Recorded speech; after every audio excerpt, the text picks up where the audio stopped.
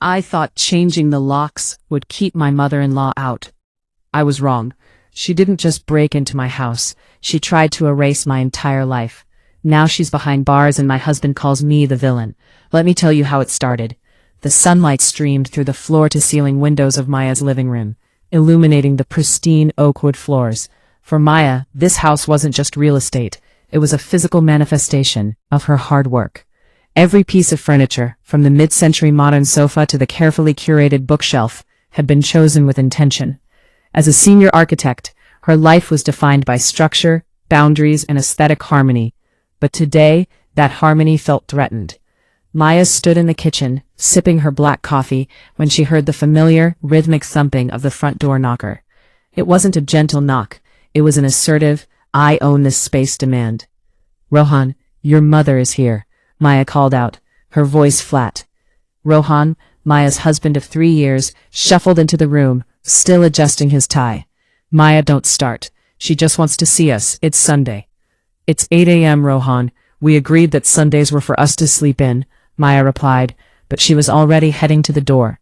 She knew the drill. If she didn't open it, Shanti would simply keep knocking until the neighbors noticed. As the door swung open, Shanti brushed past Maya without a word of greeting. She was carrying 3 large steel containers and a bag of cleaning supplies that smelled strongly of cheap bleach. "Beta, you look pale," Shanti said, finally looking at Maya with a thin, tight smile. "No wonder. Look at this place. It feels like a museum, not a home. Cold, empty. I brought you some real food, and I noticed the windows look a bit dusty from the outside." "The windows were cleaned on Friday, ma'am," Maya said, her grip tightening on her coffee mug. She tried to keep her tone respectful, but the ma'am was a sharp reminder of the distance she maintained. "Friday? Well, the dust doesn't wait for the weekend, does it?" Shanti chuckled, already moving toward the kitchen. She began rearranging the jars on Maya's counter. "Why do you keep the salt here? It should be near the stove. And these organic spices? Waste of money. I'll bring you the ones from the local market next time." Maya felt that familiar prickle of irritation under her skin. It wasn't about the salt or the spices. It was about the constant, subtle erosion of her authority in her own home. Over the last year, Shanti had become increasingly bold. It started with suggestions about the curtains and evolved into Shanti accidentally leaving her belongings behind so she had an excuse to return. The tension peaked an hour later during breakfast. Shanti sat at the head of the table, a seat Maya usually occupied. "Rohan, I was talking to your Aunt Kavita," Shanti said, spooning poha onto Rohan's plate. She was saying how her daughter-in-law keeps such a traditional home. "Everything is so welcoming. Here, I feel like I'm in a hotel." "Maya, you're so busy with your blueprints and sites. Do you even have time to scrub the floors?" "I hire professionals to scrub the floors, Shanti ji," Maya said, her voice dropping an octave. "My time is better spent designing buildings than fighting with a mop." Shanti's face hardened. She looked at Rohan, her eyes welling up with practiced tears. "See, this is what I mean. I offer help, and I am treated like an outsider. I only want what's best for my son's house." "It's our house, Ma," Rohan intervened, though his voice lacked the conviction Maya needed. "But Maya, she's just trying to help. Don't be so sensitive." After Shanti finally left, Maya went to the entryway to grab her bag. She noticed something odd. Her spare key, which she kept in a decorative bowl near the door for emergencies, was missing. "Rohan, where is the spare key?" Rohan avoided her gaze. "Oh, Ma said she needed it to drop off some groceries later this week while we're at work. I told her it was fine." The silence that followed was deafening. Maya felt a cold shiver of betrayal. "You gave your mother a key to our house without asking me? After she spent the last 6 months criticizing every inch of this place?" "It's not a big deal, Maya. She's family," Rohan shouted, frustrated. "Why do you have to make everything into a legal battle?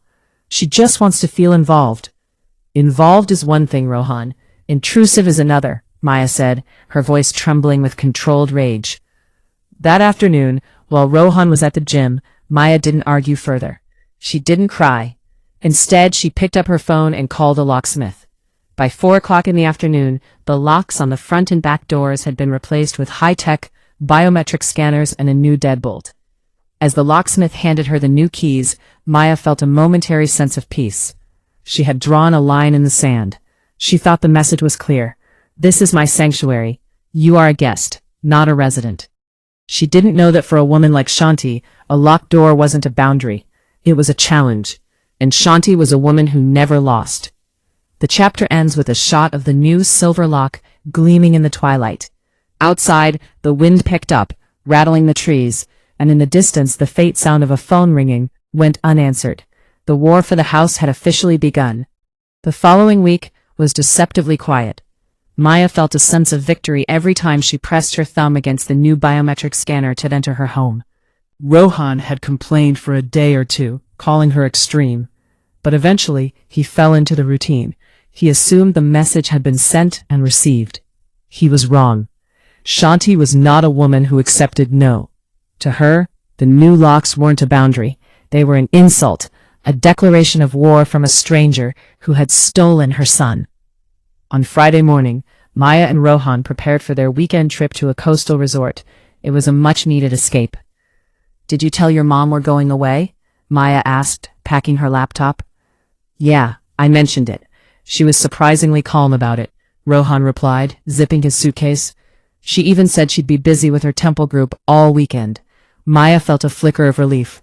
Perhaps the lock change had actually worked. Perhaps Shanti had finally realized that her presence was a privilege, not a right. At 10 a.m. they pulled out of the driveway. As their car disappeared around the corner, a silver sedan pulled up to the curb 2 houses down. Shanti sat behind the wheel, her eyes fixed on Maya's front door. She waited for exactly 20 minutes. She walked up to the porch and tried her key. It didn't even fit in the keyhole. She pressed her finger against the scanner, and the device emitted a sharp red flash and a mocking beep. Shanti's face contorted. "Modern drama," she hissed to herself. She didn't leave. Instead, she walked to the side of the house. She had spent the last 3 days befriending a local locksmith, under the guise of an elderly woman who had been locked out by her forgetful children. She had even shown him a photo of her and Rohan in the living room, taken months ago, as proof of residence. When the locksmith arrived, he saw a sweet, elderly lady in a sari, looking distressed. "My son and daughter-in-law are so busy, they changed the locks and forgot to give me the new code." She lied, her voice trembling perfectly. "I have my blood pressure medicine inside. Please, Beta, can you help?" The locksmith, moved by the grandmotherly act, went to work. Within 30 minutes, the high-tech defense Maya had paid hundreds of dollars for was bypassed. Shanti stepped inside, the cool air of the AC hitting her face. She felt a surge of adrenaline. This wasn't just about cleaning anymore. It was about reclaiming territory. The cleaning began at noon. Shanti started in the kitchen. She viewed Maya's minimalism as a personal affront to her culture. She pulled out the sleek hidden organizers and dumped the contents on the floor. "Too much space," she muttered. "Empty space is a sign of an empty mind." She moved to the master bedroom. She stripped the linen sheets, Maya's favorites, and stuffed them into a trash bag, replacing them with heavy, scratchy floral blankets she had brought in her trunk. She sprayed a cheap, pungent jasmine perfume everywhere to drown out Maya's expensive sandalwood candles. But the real work was in Maya's home office. To Shanti, this room was the source of the problem. If Maya didn't work so much, she would be a proper wife. Shanti saw the large architectural drafting table covered in intricate blueprints for a new museum project, Maya's career-defining work. To Shanti, they were just large papers cluttering a perfectly good room that could be a guest bedroom for her. She picked up a bottle of heavy-duty industrial degreaser. "Everything needs a deep clean," she whispered with a manic glint in her eye. Meanwhile, 200 miles away, Maya was sitting at dinner with Rohan. Her phone buzzed. It was an alert from her smart home system. "Motion detected in master bedroom." Maya frowned, opening the app. The live feed took a moment to load. When it did, Maya's heart stopped. On the small screen, she saw Shanti. Her mother-in-law was currently in Maya's office, holding a stack of Maya's professional certifications and blueprints. As Maya watched in horror, Shanti tipped a bucket of soapy, chemical-filled water directly onto the drafting table. The ink on the blueprints began to bleed and dissolve instantly. "Rohan," Maya whispered, her voice shaking with a terrifying coldness. "What? What's wrong?" Maya turned the screen toward him. Rohan Rohan watched his mother tossing Maya's hard-earned awards into a cardboard box labeled junk. "She's in the house, Rohan. She broke in." "Oh my God," Rohan gasped. "I'll call her. I'll tell her to leave right now." "No," Maya said, her voice like ice. She stood up, her chair screeching against the restaurant floor. "Don't call her. If you call her, she'll hide the evidence or leave before the consequences hit." "Maya, what are you doing?" Rohan asked, chasing after her as she headed for the parking lot. "I'm doing what I should have done months ago," Maya said, her thumb already hovering over the emergency dial on her phone. "I'm reporting a home invasion." "Maya, wait, it's my mother. You can't call the police on my mother." Maya stopped and looked at him, her eyes filled with a fury he had never seen before. "That woman is not a mother right now, Rohan. She is a burglar who is currently destroying my livelihood. Now either you get in the car or you stay here, but the police are already on their way." As they sped back toward the city, Shanti was now in the kitchen, humming a bhajan, pouring Maya's expensive imported olive oil down the drain because it smelled weird. Maya didn't cry. She just watched. Every ruined item was another nail in the coffin of their relationship. The boundary hadn't just been crossed, it had been burnt to the ground. The 3-hour drive back felt like an eternity. Inside the car, the silence was suffocating. Rohan kept glancing at Maya, his mouth opening and closing like a fish out of water, but Maya's gaze was fixed on the road, her jaw set in stone. She wasn't watching the road. She was watching the live feed on her phone. She watched as Shanti took a pair of scissors to her designer curtains because they were too dark for a happy home. As they turned into their neighborhood, the darkness of the night was suddenly shattered by the rhythmic, pulsing glow of blue and red lights. 2 police cruisers were parked squarely in front of Maya's driveway. "Maya, please," Rohan pleaded, grabbing her arm. "This will ruin her reputation. The society will talk. Just let me handle it." Maya shook his hand off. "She had the chance to be handled by you for 3 years, Rohan. Today, she's being handled by the law." They stepped out of the car just as the front door opened. 2 officers were leading Shanti out. She wasn't in handcuffs yet, but an officer had a firm grip on her arm. Shanti's face, which had been smug and triumphant just an hour ago, was now a mask of pure shock and indignation. "Rohan, Beta!" Shanti screamed the moment she saw them. "Tell these men who I am. They are treating me like a criminal. I was only cleaning. I was making this house a home for you." One of the officers, a stern man with a notepad, looked at Maya. "Ma'am, you are the homeowner who called? We found this individual inside.